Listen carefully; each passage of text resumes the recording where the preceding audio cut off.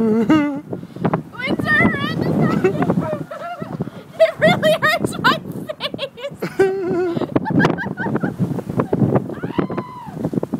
There's some people who are driving their cars and riding their bikes out here still. That's Boston for you. Ouch! It's on Commonwealth Avenue.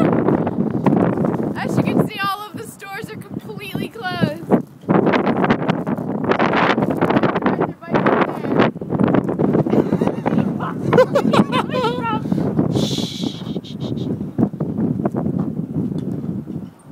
Oh my god.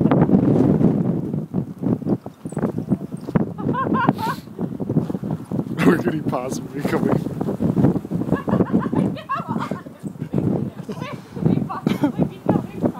I don't know. Bike in this weather. It hurts your face. Hey, watch this.